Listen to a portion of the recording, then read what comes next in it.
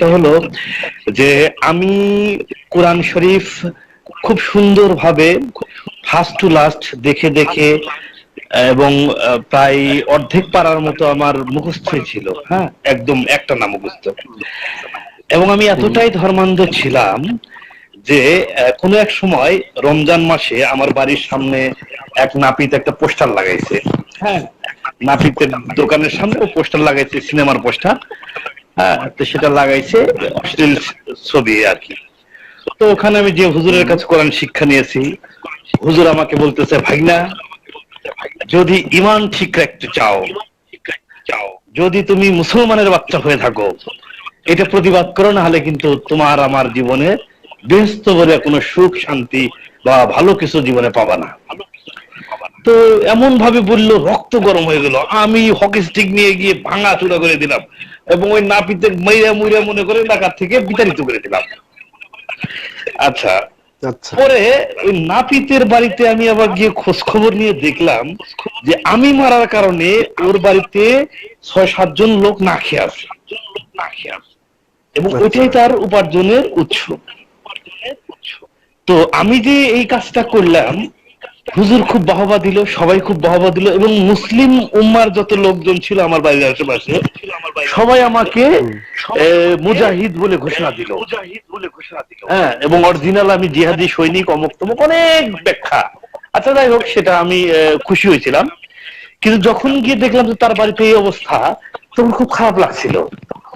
আচ্ছা, তারপর আমি কোরআনটাকে বোঝার চেষ্টা করতাম। ওই হুজুর, আমি যার কাছে কোরআন শিক্ষা করতাম, উনি একদিন আমাকে ওনার চেম্বারে বসেছিলাম, ওনার একটা হোমিও চেম্বার ছিল, এবং আমার এলাকার আলোচিত একজন বক্তা উনি। হ্যাঁ, তো উনি আমাকে বলতেছে, খুব ফ্রি তো, মামা ভাইয়ের সম্পর্ক, বলতেছে, দেখো একটা মেয়ে রাস্তা দিয়ে যাচ্ছে, তো বলতেছে, দেখো পাশাটা কি কি সুন্দর। আমি তো অবাক হয়ে গেলাম, নাউজুবিল্লাহ, এই হুজুরের এই চরিত্র, হ্যাঁ, এই কোরআন পড়াই, এই নামাজ পড়াই, এর পিছনে আমরা নামাজ পড়ি।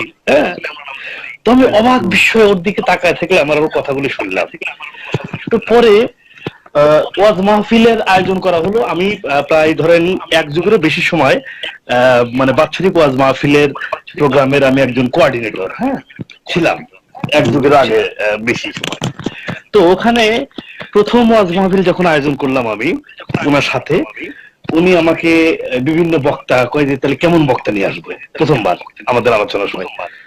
তো আমি তখন যুবক, আমি বললাম যে, হুজুর, এমন একটা বক্তা নিয়ে আসেন, সেই বক্তা যাতে মানুষ কান্নাকাটি করে উঠে যায় এবং কিছু বোঝে না। তখন বললো যে, ওইরকম বক্তা আনতে গেলে টাকা বেশি লাগবে, যে যত বেশি কান্দাইবো তার টাকা তত বেশি, যে যত বেশি হাসাইবো তার টাকা তত বেশি লাগবে। তা আমি অবাক হয়ে গেলাম যে, এরকম কোন কথা, আমি তো তখন অত বুঝতাম না যে হুজুর তাইলে টাকার বিনিময়ে হুজুর কেনা বেচা হয়। তারপরে বললাম, ঠিক আছে, নিয়ে আসেন। উনি যথারীতি হুজুর নিয়ে আসলো। সেই হুজুরের আবার যে উনি যে প্রথমে বিশ্রাম কক্ষে গেলেন, যিনি বড় হুজুর আসলেন, বিশ্রাম কক্ষে গিয়ে দেখি 4-5 জন তার খেদমতের জন্য ছেলে পেলে, কচি কাঁচা ছেলে পেলে এবং সুন্দর চেহারা, তারা তার হাত পা টিপতেছে। এবং উনি ওনার বিশ্রাম নেওয়ার স্টাইলটা দেখে মনে হলো যে স্বয়ং ঈশ্বর বা আল্লাহ নিচে নেমে এসছে, সে আল্লাহকেই তারা সেবা শুশ্রূষা করতেছে। তার হাত পা টিপে দিতেছে, মুখ টিপে দিতেছে, মানে কি যে এক সেবা। একটু পরে সে মঞ্চে উঠবে। তো মঞ্চে ওঠার আগে করতেছে, টাকা 20,000 দেন আগে, টাকা ছাড়া তো আমি মঞ্চে উঠি না। তো আমি তো অবাক হয়ে গেলাম যে, এই হুজুর, তাহলে কি ওর কাছ থেকে আমরা কি ইসলাম শিখবো যে টাকা ছাড়া মঞ্চে উঠতেছে না? আচ্ছা, যাই হোক, তারপরও হুজুর টাকা দিল, তারপরে সে মঞ্চে উঠলো।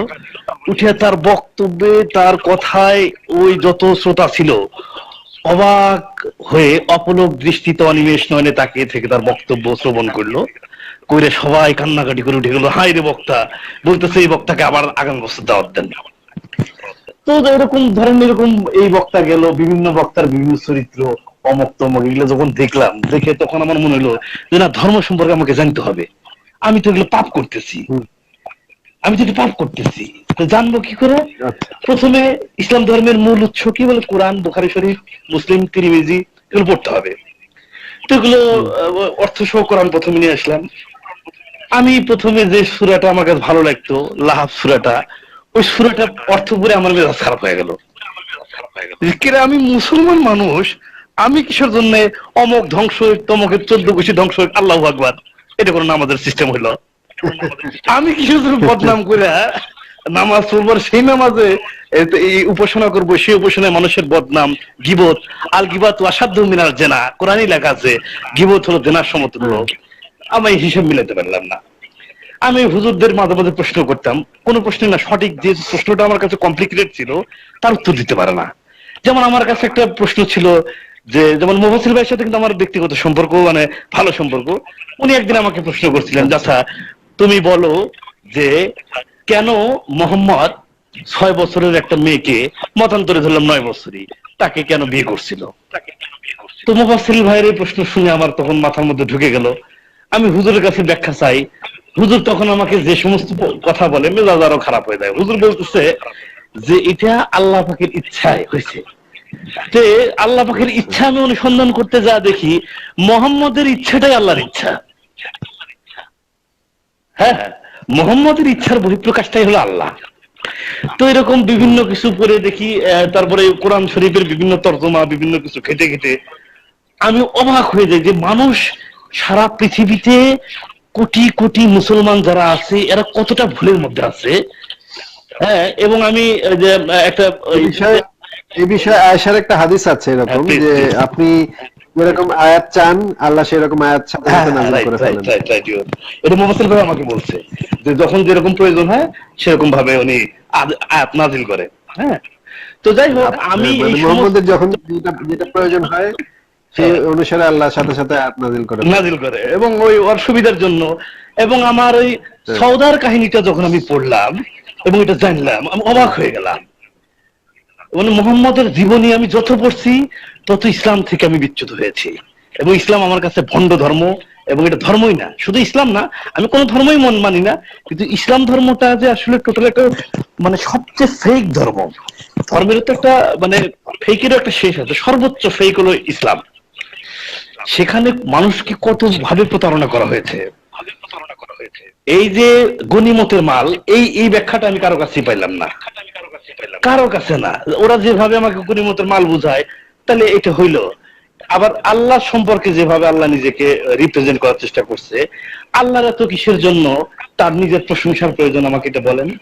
সে যদি সবকিছু সৃষ্টি করে থাকে, সে এক, সে অদ্বিতীয়, সে মহান, সবসময় তার গুণগান কেন করা লাগবে? তার যদি এতই গুণগান করা লাগবে, ফেরেশতা তাহলে কিসের জন্য আছে?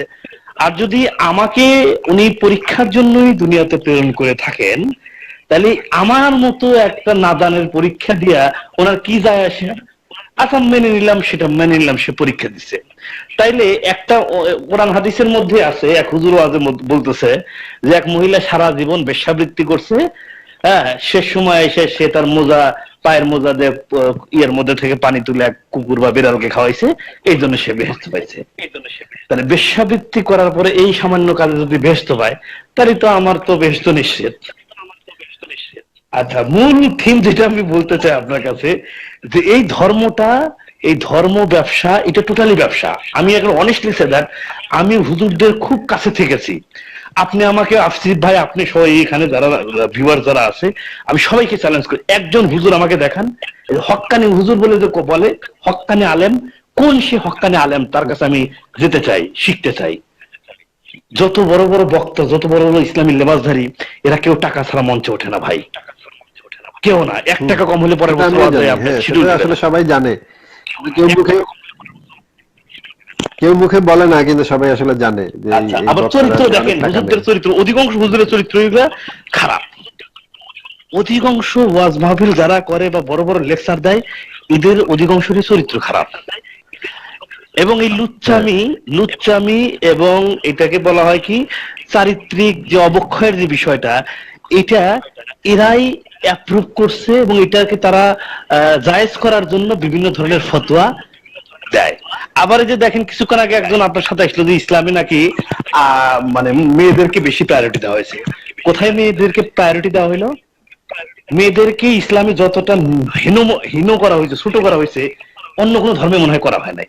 উদাহরণ হিসেবে যে একটা দেই, মেয়েদেরকে, যেমন আপনাকে সহজ কথা বলি, মেয়েদের এবং ছেলেদের মধ্যে পার্থক্য করে দিচ্ছে, অনেক যোজন যোজন পার্থক্য করে দিছে। যেমন ইসলামে মেয়েদেরকে বলা হচ্ছে, দেখেন একটা মেয়ে মানুষ দেখা মাত্র পুরুষের দোয়া পড়তে হয়। দোয়াটা কি সবাইকে জানায় দিই। দোয়াটা হলো আল্লাহুম্মা ইন্নী আউযু বিকা মিনাল ফিতনাতুন নিসা, যার বাংলা অর্থ হলো হে আল্লাহ পাক এই ফিতনা ফাসাদের হাত থেকে আমাকে রক্ষা করো। আপনি কল্পনা করতে পারেন একটা মেয়ে মানুষ দেখা মাত্র পুরুষের দোয়া পড়া লাগবে কেন? শফি হুজুর যে কথাটা বলছে মেয়েরা হলো তেঁতুলের মতো, ইয়েস দিস ইজ ইসলামের কথা। শফি হুজুর অরিজিনাল ইসলামের কথাটাই কইছে। পরে শফি হুজুরের দোষ হয়ে গেছে, কিন্তু ওটা কিন্তু ইসলামের কথা। শফি হুজুর কিন্তু মিথ্যা বলে নাই। ইসলাম ওইভাবেই বলা হয়েছে, ট্রিট করা হয়েছে। একটা মেয়েকে পণ্য সামগ্রী বানানো হয়েছে ইসলামে, একটা মেয়েকে মানুষ বলা হয় নাই ইসলামে। আপনি স্বামী আপনাকে যতই প্রহার করুক আপনি প্রতিবাদ করতে পারবেন না। হ্যাঁ, আপনি অসুস্থ থাকলেও স্বামীকে আপনি খুশি করতে যা যা করা লাগে তাই করবেন, এটা কোনো কথা হইতে পারে?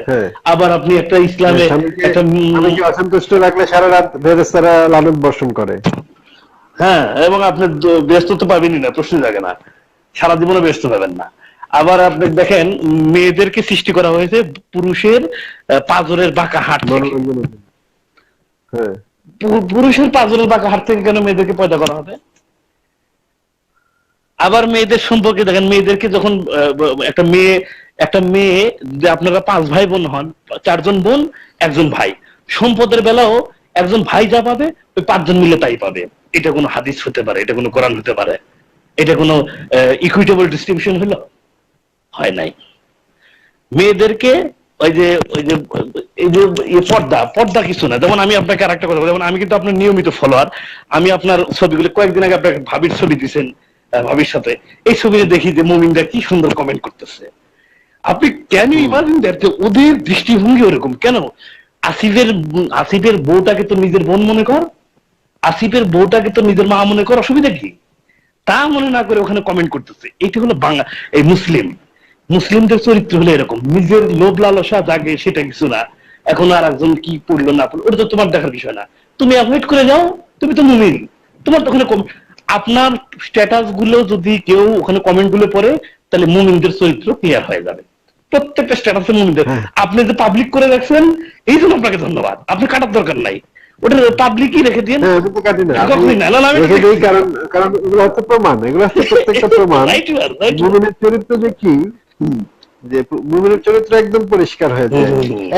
আমার একটা স্ট্যাটাসের কমেন্ট গুলা পড়লেই বোঝা যায় যে মুমিন মুসলমান যে কি সম্প্রদায়, তাদের আল্লাহ কি শিখাইছে এবং তাদের মোহাম্মদ যে কি ছিল, কি শিক্ষা দিয়ে গেছে, একদম এক স্ট্যাটাসে সব প্রমাণ পাওয়া যায়।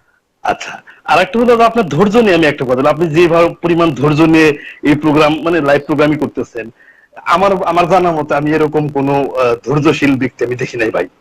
যে বিশেষ করে আপনাদের মতো যারা বড় মানুষ, বড় বলতে আমি আপনাকে অবশ্যই বড় ভাবি, কারণ আপনাদেরকে না পাইলে আমার ধর্মের প্রতি যে এরকম অন্ধত্ব থেকে মুক্তি পাইতাম না, ধর্মান্ধ থেকে আমি মুক্তি পেতাম না। কিন্তু আমি আপনাদের দেখি কিন্তু আপনার প্রত্যেকটা কথা আমি বোঝার চেষ্টা করি। না, এটাতে আমাকে বড় বলার কোনো প্রয়োজন নাই। আপনি নিশ্চয়ই আপনার মাথা খাটিয়েছেন এবং আপনার মেধা বিবেক বুদ্ধি খাটিয়েছেন, এই কারণেই বুঝতে পেরেছেন। এটা আপনারই কৃতিত্ব। এটা এখানে আমাদের মতো মানুষরা হয়তো আপনাদেরকে একটু প্রভাবিত করতে পারে, কিন্তু পুরো কৃতিত্বটা বেশিরভাগই আপনার এখানে। আর হলো যে আপনি যে কলে সবাইকে নেন, আমার এখানে আপনার কাছে একটা অনুরোধ আছে। আসলে আপনাকে তো পরামর্শ দেওয়ার কিছু নাই, কিন্তু তারপরও আমার ব্যক্তিগত মতামত আমি পেশ করবো। সেটা হলো আপনি যাদেরকে কলে নেন এর মধ্যে কিছু নাদান আছে, মধ্যপ্রাচ্যের হোক আর কিছু বাংলাদেশ থেকে কিছু মূর্খ যায়, তাদেরকে এত তেনা পেছানোর সুযোগ আপনার দেওয়া যাবে না ভাই। কারণ আপনার লাইভের জন্য আমরা কতক্ষণ বসে থাকি আপনি জানেন না। এই 1 মাস ধরে আপনার কলের অপেক্ষা আছি আমি পাই না কল। তো এরকম অনেকেই আছে, একটু একটু সুযোগ দেন, যার কথাগুলো একটু ভালো লাগবে তাকে বেশি সুযোগ দিলেন। আবার যে দেখতেছেন যে আসলেই অযৌক্তিক কথা বলতেছে, ওকে রাখার কোনো কারণ আছে বলে আমার মনে হয় না। এমনি এক কথা বারবার জিজ্ঞেস করতেছে, বারবার বলতেছে, ওদের নলেজ লেভেলটা তো কম। হ্যাঁ, নলেজ লেভেল তাদের পরামর্শ আমার মনে থাকবে ভাই। কিন্তু আমি চেষ্টা করেছি যে একটু যারা পিছিয়ে পড়া মানুষ, যাদের জ্ঞান বুদ্ধি একটু কম, একটু বেশি কম, যাদের যুক্তি আসলে কাজ করে না, তাদেরকে আমি বেশি সুযোগ দেওয়ার চেষ্টা করি। কারণ একটা মানুষ যদি দুর্বল হয়, আপনি দেখবেন একটা বাচ্চা যদি দুর্বল হয় তাকে বাবা মা একটু বেশি ভালোবাসে বা বাবা মা একটু বেশি সুযোগ দেয়। আচ্ছা আমিও সেইটা চেষ্টা করি যে দুর্বলদের একটু বেশি সুযোগ দেওয়ার চেষ্টা করি, একটু বেশি সময় দেই। আচ্ছা, এখন আমার আরেকটা প্রস্তাব আছে, সেটা হলো যে এই যে আমরা যারা আছি, যারা আমরা একটু মুক্তমনা টাইপের, আমাদের কি একটা একটা বড় ধরনের সংগঠন বা এমন কিছু করা যায় কিনা যেটার মাধ্যমে আমরা একটা প্ল্যাটফর্ম তৈরি করতে পারি। যেমন আমি বলি আসিফ ভাই, আপনার উপরে যখন আঘাত আসছে, এটা আমার জন্য, আমাদের জন্য, সবার জন্য এটা আঘাত।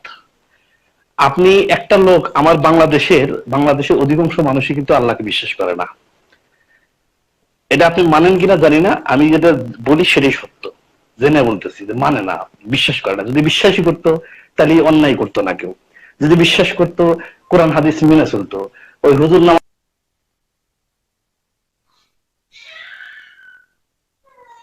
হ্যালো, হ্যালো, হ্যালো বড়পীর ভাই, আপনার লাইনটা বোধহয় আপনার যদি টাকা অ্যামাউন্টটা যদি কম হয় তাহলে সহজেই ছোট্ট মোনাজাত করে শেষ করে দিবে। হ্যালো, আপনার কথাগুলো কেটে কেটে আসছে ভাই। এখন কি আপনার শুনতে কথাগুলো পাচ্ছেন? একদম কেটে কেটে আসছে। হ্যাঁ, এখন ঠিক আছে, এখন ঠিক আছে। হ্যাঁ, সেটাই বলছিলাম। আমি যেটা বলতেছিলাম যে যে এই ভণ্ডামি, এরা অধিকাংশই ভণ্ড, এবং এটা একটা বিজনেস। বিজনেস ছাড়া কিছু না। কি জাকির নায়েক বলেন আর কি বড় বড় বক্তা বলেন, আপনি ইউটিউবে ছাড় দিবেন, ইউটিউবে হুম। আপনি সহজারা আপনাদের তো বলতে হবে না, আপনি জানেন সবই। যারা নতুন আছে তাদেরকে বলতেছি, ইউটিউবে বক্তাদের ভিডিও গুলো দেখবেন। এরা যে বক্তব্য দেয়, একজনের বক্তব্যের সাথে আরেকজনের বক্তব্যের মিল নাই। একজন আরেকজনকে দেখতে পারতেছে না। কেউ ভালো না। যে বক্তার বক্তব্য শুনবেন মনে হবে উনি ভালো, আর পৃথিবীতে কোনো বক্তা নাই, উনি সেরা বক্তা, উনি হক্কানি পীর, আর কোনো পীর নাই। এই যে টেন্ডেন্সি গুলো, এবং ওরা কিন্তু গিবত করতেছে। ইসলামের যে গিবতটা, গিবত হলো জেনার সমতুল্য, আর গিবত আসাধ্য মিনার জেনা। সেই যে গিবত গুলো তারা নিয়মিত করতেছে। প্রত্যেকটা হুজুর ওয়াজ মাহফিলে গিবত করতেছে আর এক হুজুরের। তাইলে তোমার তোমার কিসের হাদিস কোরআন কি বুঝাও? আর ওখানে এরকম টাইমে টেনে সুর করে কেন বলতে হবে? আবার কান্নাকাটি করে অস্থির হয়ে যায়।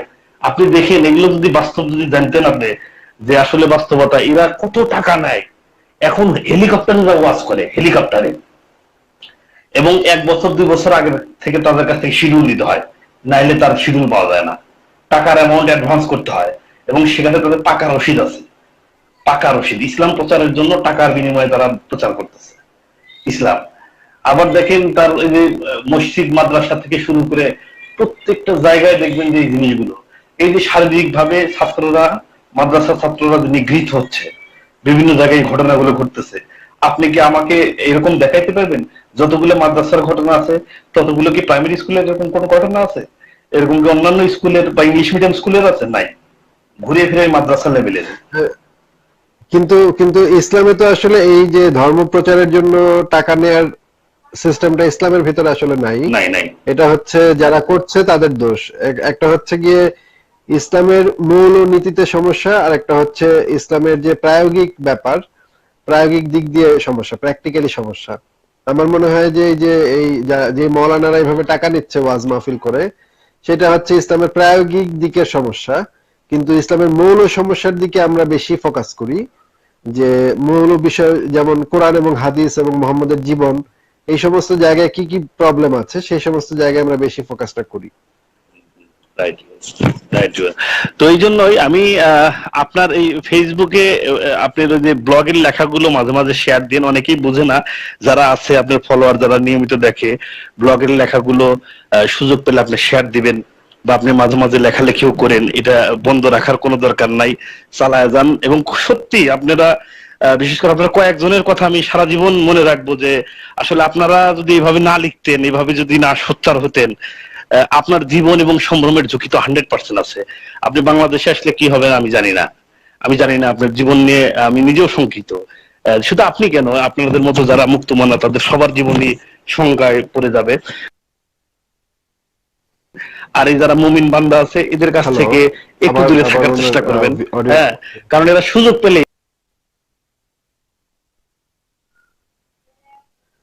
হ্যালো, আপনার কথাটা ভাইয়া আপনার কথাটা কেটে কেটে যাচ্ছে।